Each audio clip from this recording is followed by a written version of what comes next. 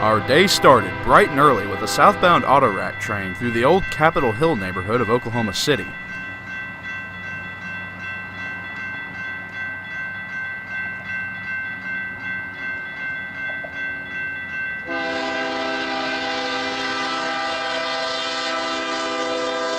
That Jevo on point turned 10 years old this September, and she's starting to look a little tired.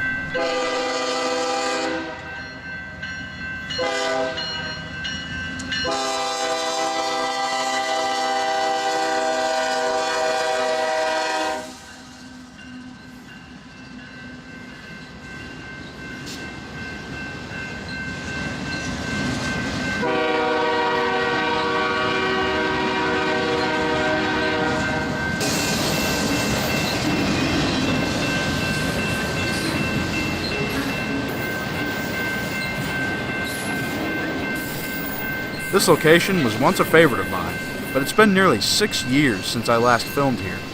Southwest 23rd Street's crossing was closed in 2012, but the old crossing signals still carry on like nothing ever changed.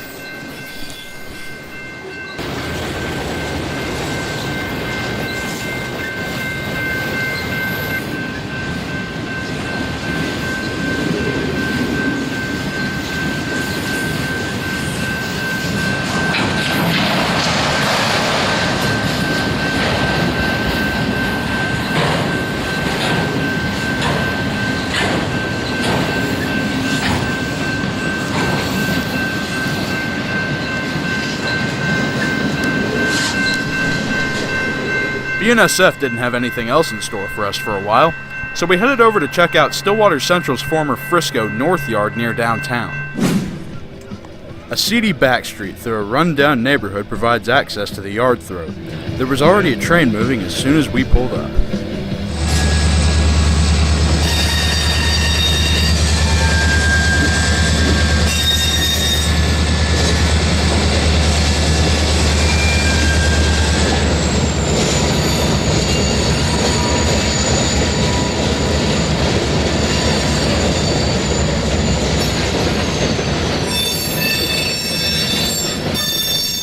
We repositioned a downtown junction on the other side of the river.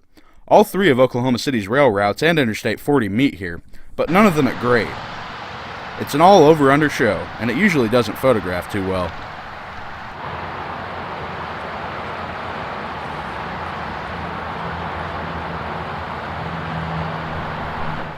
But every once in a while, things work out. I won't spoil this next moment by talking over it, so just sit back and enjoy the sound.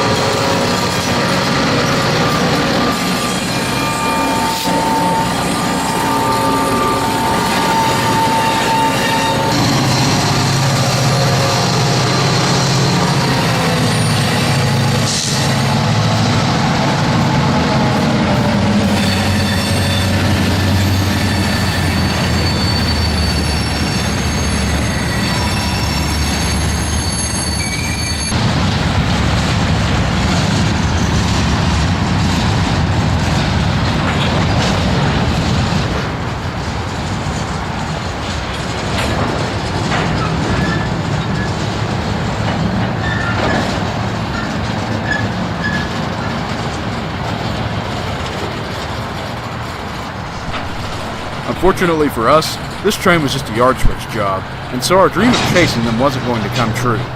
We wound up missing a couple of BNSF freights in our effort to catch this train, and so we decided to head out and try again after lunch. Immediately after eating, we were surprised by yet another BNSF train, but traffic prevented us from catching his power. Not to be deterred, we went back to check up on the switch job. We found him working in much the same fashion as before, shuffling around cars and giving a serious smoke show with the old Jeep 35 slug set.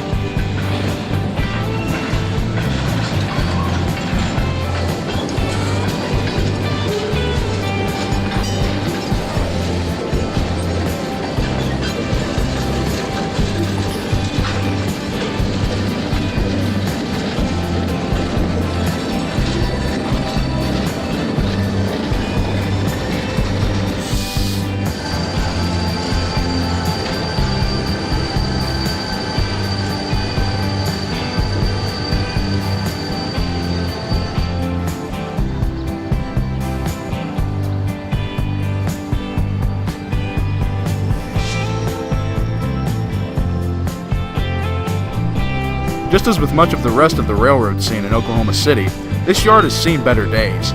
Originally built by the Frisco, North Yard was a division point between Burlington Northern Sooner and Chickasha subdivisions, which formed a line that cut across Oklahoma diagonally from southwest to northeast. With the BNSF merger on January 1st of 1997, this line became redundant in the new rail system, and BNSF was eager to get rid of it. Later that year, the Sooner sub was sold to Watco and began operations under the Stillwater Central. The Chickasha sub followed a few years later, and it gave Stillwater Central a connection from fellow Watco subsidiary SK&O in Tulsa to the city of Altus in the southwestern corner of the state. In addition to Watco traffic, BNSF still retains trackage rights and runs occasional detours over the route.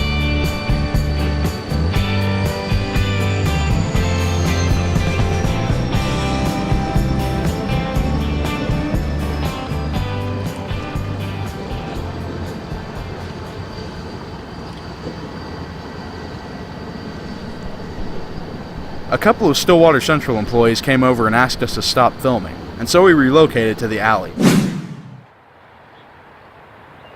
A few minutes after we arrived at 16th Street, some maintenance of way equipment came rolling down on track 2, followed closely by another southbound auto rack train on track 1.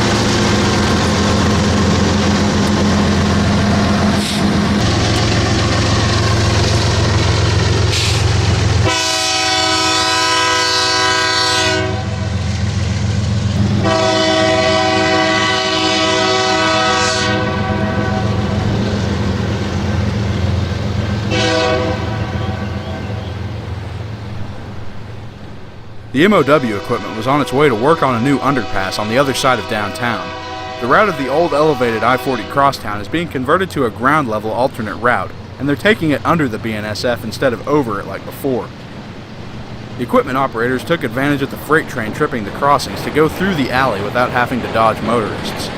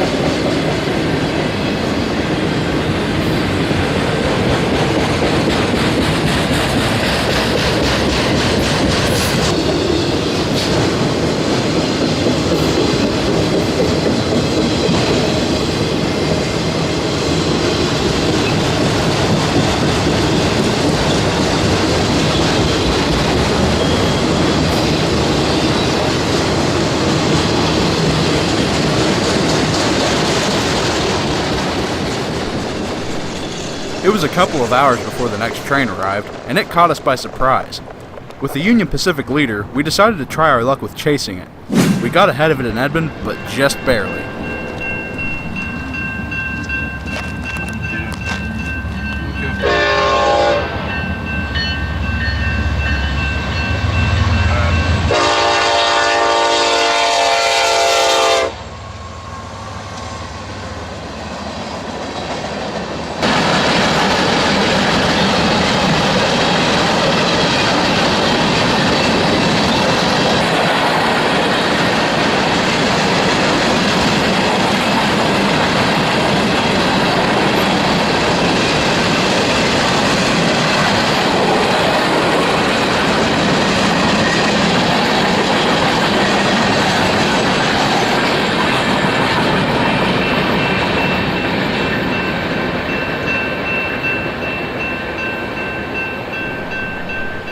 BNSF went largely quiet afterwards, aside from a local freight switching the Purina plant in Edmond, and we decided to break for dinner.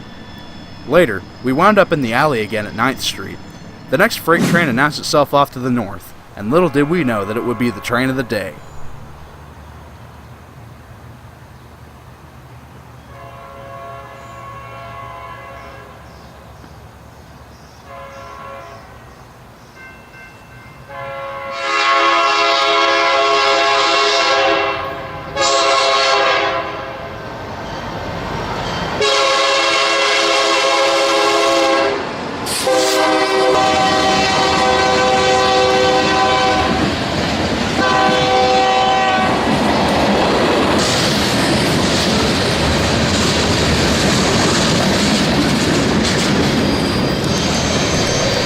Yet again, the power was too good to let go, and we raced the train back to Flynn Yard on the south side of Oklahoma City.